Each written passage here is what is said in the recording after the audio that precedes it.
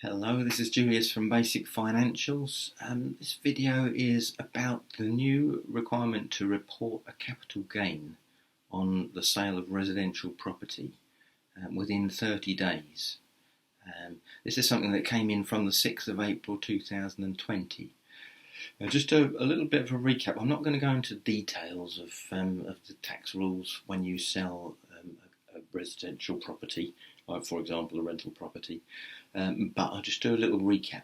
Just when you sell your house, your home, you don't normally pay capital gains tax, even if you've made a gain on it, and that's because you get something called principal private residence relief. So basically, if you've lived in the property as your home for half of the time, rented it out or had it as an investment property for the other half of the time, half of the gain would be allowable for principal private residence relief, and you pay no tax on that proportion of the gain. If you've lived in the home all of your life and you sell it at a gain, then there's no tax to pay at all, because it's all subject to what they call PPR. But if you've bought an investment property, like a rental property, this is residential, not commercial property. If you bought a residential property and you've rented it out and you sell it for a gain, then you make a capital gain. Things changed from the 6th of April. It used to be that you could report that gain in a self-assessment tax return just after the end of the tax year, but any gain made after the 5th of April 2020 has to be reported in a separate way as well as on your tax return. So you need to, basically, if you go on to www.hmrc.gov.uk and just punch into Google reporting a capital gain on a residential property, you'll see how to do it there. But you need to have a government gateway set up, which you might have heard.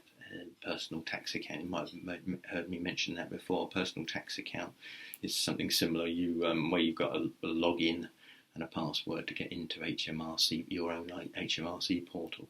If you've got one of those, then great, you're already set up, and you can go through the process, and it'll ask you to log in at some point, and you can report your gain.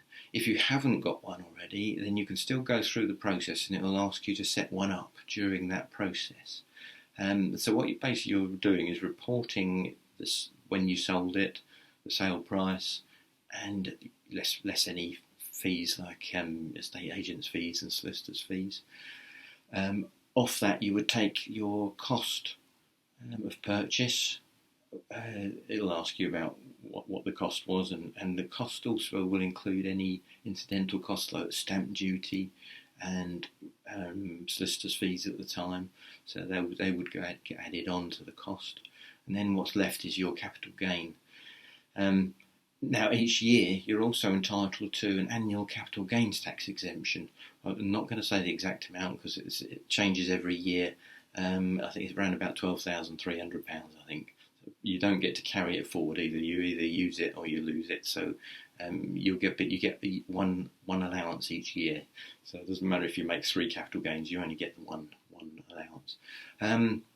Another thing is if you've made a capital loss in the year, worth reporting that as well. As well as a gain, if you've made a gain as well, because you can set the loss off against the gain.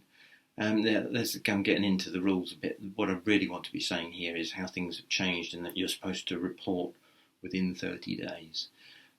When you do submit this report, HMRC will then send a letter to you to say how much to pay, although you probably would have calculated that, but they'll be confirming it, and they'll send you a payslip where you can make your payment.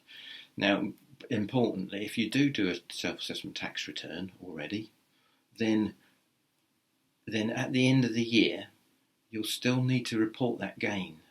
Even though you've already reported it, you'll need to include that in your capital gains, because that's where it'll work out whether you've actually paid the right amount or not, and you'll put in the amount of tax you've already paid somewhere. I presume anyway. I haven't seen that yet, because the first time that will happen it's in the year ending 5th of April 2021.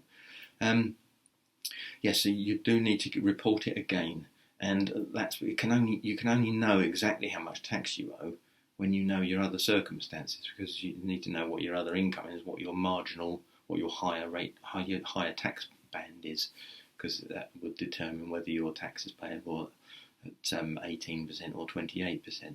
So there's a number of things going on there, but as I say, the main thing is it's changed. If you sell a residential property for a capital gain, then, and it's not your home, then you need to report it within 30 days using HMRC's system, which looks like it's fairly straightforward to use.